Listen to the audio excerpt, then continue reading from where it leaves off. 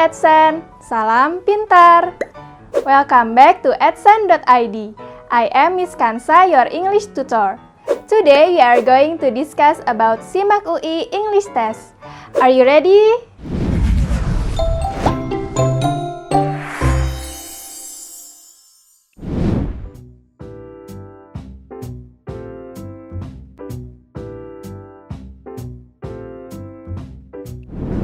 Oke, kita ke soal yang pertama. Jadi soal pertama ini kita harus mengisi titik-titik di paragraf pertama suatu bacaan. Ini paragrafnya ya. Jadi sebenarnya ada panjang paragrafnya, tapi karena terlalu panjang kita potong jadi per paragraf di mana pertanyaan tersebut diletakkan. Nah, untuk soal yang pertama, di paragraf pertama ini bacaannya adalah A new study has confirmed that medical students with greater exposure to the arts and humanities possesses beneficial attributes. They tend to have ... better empathy, emotional intelligence, and wisdom. They are less likely to develop symptoms of burnout as well. The findings could affect not only medical school curricula but also admission and recruitment. Nah, yang ditanyakan ini yang harus diisi adalah titik-titik di kalimat kedua. They tend to have ... better empathy, emotional intelligence, and wisdom. Kita lihat dulu pilihan yang disediakan untuk pertanyaan pertama ini. Yang pertama pilihannya itu adalah signified. Ini adalah bentuk verb 2 atau bentuk masa lampau. Kata kerja masa lampau yang artinya adalah menandakan. Lalu pilihan yang B, signifying, ini adalah bentuk continuous verb ing yang artinya juga menandakan. Lalu pilihan ketiga, pilihan C, significant, ini merupakan bentuk noun yang artinya adalah penting. Oh sorry, ini bukan noun, ini adalah adjective atau kata sifat, artinya adalah penting. Lalu yang pilihan D, significance, ini baru bentuknya noun atau kata benda yang artinya adalah makna. Dan pilihan yang E, significantly, ini merupakan adverb of how, cara. Jadi significantly itu artinya secara signifikan. Kalau kita udah tahu pilihan-pilihan yang disediakan, kita lihat lagi ke soalnya. They tend to have ... Nah, D-nya ini sudah menjadi subjek dari kalimat tersebut. Tend to ini adalah verbnya. Jadi artinya kurang lebih kan mereka cenderung memiliki, to have, bla bla bla, better empathy, emotional intelligence and wisdom, ini ketiganya merupakan noun. Nah, jadi kita harus melengkapi noun phrase ini, frasa kata benda ini. Yang lebih tepat yang mana? Kalau kita lihat kan ini kalimat ini udah ada verbnya. Jadi kalau signified yang merupakan verb 2 lalu signifying yang merupakan bentuk continuous verb ing, ini udah salah ya, bukan jawabannya. Nah, kita lihat lagi ada adjective dan noun. Karena nounnya udah ada yaitu better empathy, emotional intelligence, dan wisdom, jadi untuk noun ini juga tidak bisa dimasukkan ke dalam kalimat tersebut. Sisanya adalah significant dan significantly. Kita lihat lagi noun phrase ini sudah ada better yang merupakan adjective komparatif dan empathy dan teman-temannya ini yang merupakan empathy,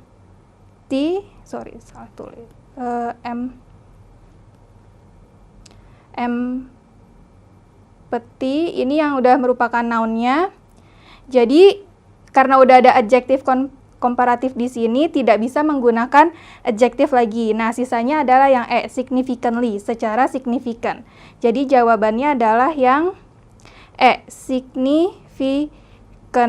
significantly. Kalau kita masukkan significantly ke dalam kalimat, maka jadinya kalimatnya akan lengkap menjadi they tend to have significantly better empathy, emotional intelligence, and wisdom. Jadi artinya kurang lebih kalau dalam bahasa Indonesia adalah mereka cenderung memiliki kebijaksanaan, empati, dan kecerdasan emosional yang secara signifikan lebih baik. Nah, jadi untuk pertanyaan pertama jawabannya adalah yang E, significantly. Kita lanjut ke soal nomor 2 ya. Soal nomor 2 ini pertanyaannya masih sama untuk mengisi titik-titik di kalimat yang tidak lengkap. Jadi di paragraf kedua dari bacaan keseluruhan ini, paragrafnya adalah yang ini. Jadi paragrafnya itu adalah this research comes at a time when it has become more common for medical schools to offer arts and humanities courses. The courses range from required workshops to electives and seminars in subjects like writing, painting, dance, and jazz. These programs are designed to foster well-rounded physicians with good observational skills and bedside manner.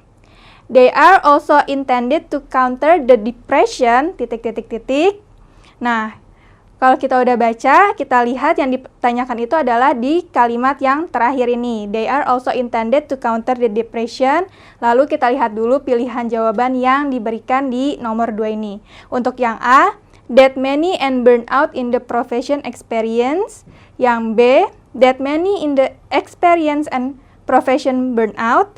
Yang C, and burnout that many in the profession experience.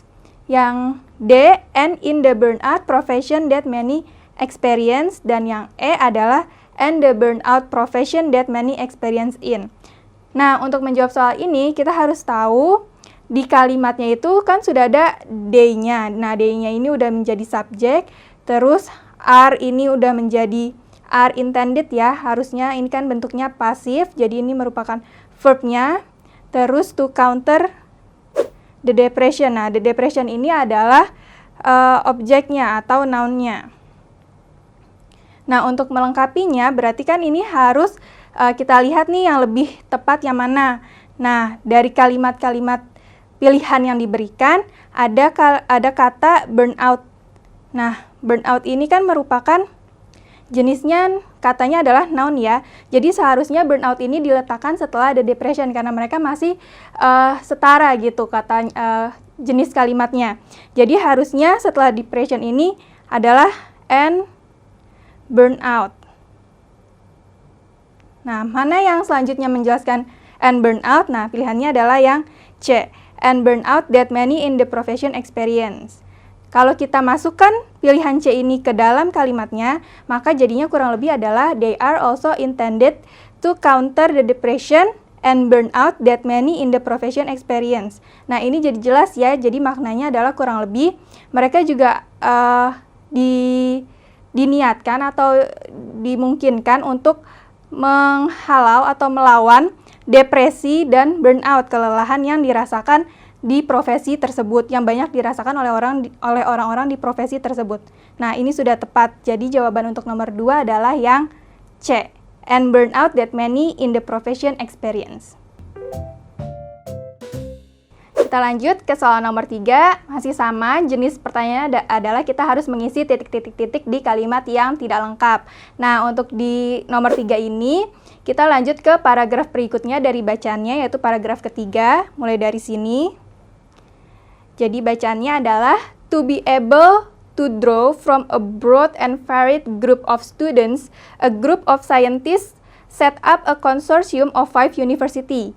The study data from 739 students at the 5 schools who were asked to complete 45-minute online survey.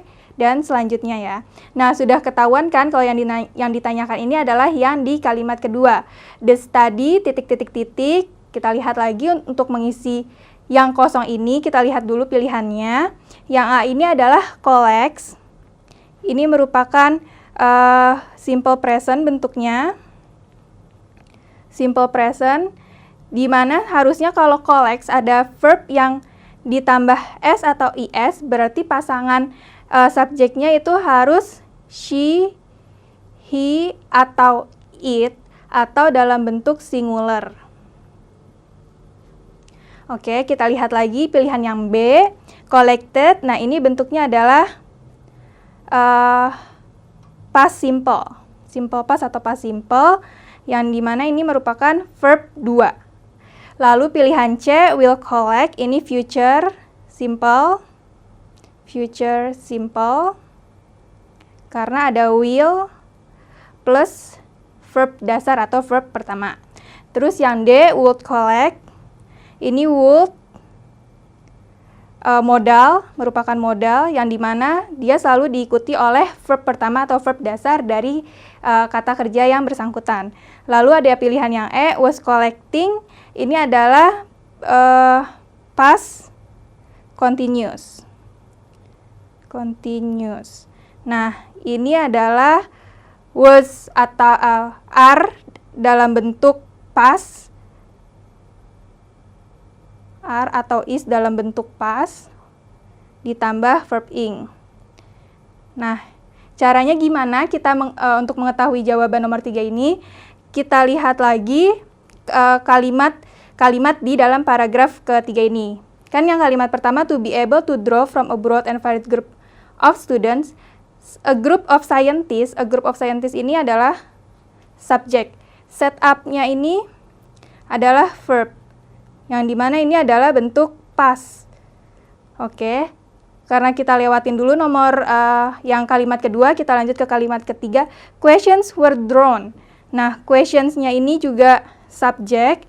Lalu were drawn ini merupakan bentuk pasif dalam kata kerja masa lampau atau past.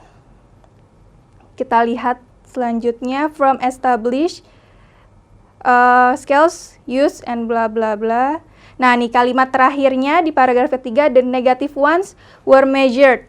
The negative ones, subject, were measured, lagi-lagi adalah bentuk pasif dari kata kerja masa lampau, past. Nah, jadi kan keseluruhannya di paragraf ketiga ini menggunakan past kata-kata dalam bentuk masa lampau kan, past tense. Nah, jadi jawabannya untuk yang B ini tentu saja yang past juga. Jadi bentuk masa lampaunya adalah B, collected. Nah, kita letakkan kembali bentuk yang collected ini ke dalam kalimat yang kosong. The study collected data from 739 students at the 5 school who were asked to complete a 45-minute online survey. Jadi untuk jawaban nomor 3 yang benar adalah B, collected. Kita lanjut ke soal berikutnya, soal nomor 4, masih sama, jenis pertanyaannya adalah kita harus mengisi titik-titik dari kalimat yang tidak lengkap. Kita lihat ini, soal keempat ini ada di paragraf keempat dari bacaannya. Jadi kita baca dulu paragrafnya. The evidence could be relevant to the professional development for practicing physicians. The study could also affect ... It could, for example, make applicants coming from arts backgrounds more desirable. In terms of next steps, the consortium plans to design a curriculum and study it prospectively among medical students. Nah, yang harus diisi adalah untuk melengkapi kalimat kedua dari paragraf ini. Kalimatnya, the study could also affect ... Nah, kita lihat dulu pilihan-pilihan yang diberikan oleh bacaan ini, pertanyaan ini. Jadi pilihan yang pertama, yang A, future admissions at medical school, yang artinya kurang lebih adalah penerimaan di masa mendatang di sekolah-sekolah kedokteran. Pilihan yang B, the increasing appeal of medical school, itu artinya adalah kurang lebih daya tarik yang meningkat dari sekolah-sekolah kedokteran. Yang C, available courses offered by medical school, artinya kurang lebih adalah mata pelajaran atau mata kuliah yang tersedia yang diberikan oleh sekolah kedokteran. pilihan D, the number of prospective medical students, itu artinya kurang lebih adalah jumlah atau angka murid-murid dari sekolah kedokteran yang bisa bekerja di masa depan, prospektif, memiliki prospek ke depannya, kurang lebih seperti itu. Lalu pilihan yang E, medical students when choosing their courses. Artinya kurang lebih adalah murid-murid sekolah kedokteran saat mereka memilih mata kuliah atau mata pelajaran. Nah, gimana caranya untuk bisa menjawab dengan benar di antara kelima pilihan ini? Kita baca lagi dari kalimatnya. The study could also affect. The study juga bisa memberikan efek titik-titik-titik. It could, nih, petunjuknya adalah di kalimat selanjutnya. It could, itu dapat, for example, misalnya, make applicants coming from art backgrounds more desirable. Membuat para pendaftar yang datang dari latar belakang seni itu lebih diinginkan. Jadi, ini kan ngomongin kalimat selanjutnya membicarakan mengenai applicants kan, yang para pendaftar yang datang dari berbagai dari latar belakang yang memiliki latar belakang seni. Nah, karena lagi membicarakan mengenai applicants atau para pendaftar, jadi untuk melengkapi kalimat sebelumnya itu yang lebih tepat adalah yang A, future admissions at medical school. Kalau kita masukin ke kalimatnya, maka jadi kalimat tersebut kurang lebih jadi the study could also affect future admissions at medical school. It could, for example, make applicants coming from arts background more desirable. Nah, ini tepat, ini cocok karena kalimat setelah kalimat the study could also affect ini menjelaskan mengenai, memberikan contoh mengenai applicants, para pendaftar yang datang dari latar belakang seni. Jadi, jawaban nomor 4 itu lebih tepatnya adalah yang A, future admissions at medical schools. Oke, soal berikutnya, soal kelima. Nah, soal kelima ini pertanyaannya adalah the italic phrase in paragraph 4 means frase yang digaris miringkan di paragraf keempat itu artinya adalah, nah, paragrafnya yang ini sudah kita letakkan di bawah sini biar lebih mudah untuk melihatnya. Nah, yang digaris miringkan ini, yang di italic adalah yang robust correlation. Jadi, kalimatnya adalah the results show a robust correlation between the amount of time students spend in the arts and their scores on the positive traits. Nah, apa sih artinya robust correlation ini? Kita lihat lagi pilihannya dulu. Yang A itu artinya adalah yang A pilihannya inconsequential evidence. Ini artinya bukti yang ngawur atau tidak penting. Lalu pilihan yang B, mutual relationship, ini artinya adalah hubungan timbal balik. Yang C, required validation, artinya adalah validasi yang dibutuhkan. Lalu yang D, insipid proof, artinya adalah bukti yang tidak kuat. Dan E pilihannya adalah strong link, yang artinya adalah hubungan yang kuat. Nah, kita lihat lagi yang ditanya adalah a robust correlation between. Nah, untuk menjawab pertanyaan seperti ini, kita tuh harus memahami konteks dari bacaan tersebut. Kan dibilang kalau hasil kalimatnya adalah, artinya kurang lebih dalam bahasa Indonesia itu adalah hasilnya, hasil studinya itu menunjukkan robust correlation antara waktu yang murid-murid habiskan di ruang seni atau untuk melakukan sebuah seni dan nilai mereka itu menunjukkan hal yang positif. Nah, robust correlation ini berarti kan dari kalimatnya, dari konteksnya itu berarti menunjukkan hubungan yang kuat antara waktu yang dihabiskan oleh para murid mempelajari seni dengan nilai mereka.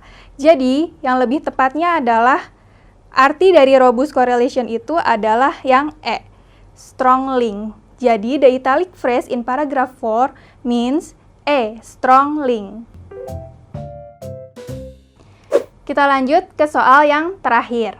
Pertanyaannya adalah, this sentence, moreover, the findings can contribute to the professional development among practicing doctors. Should be, artinya adalah kalimat ini yang moreover bla bla bla ini harusnya diletakkan di mana?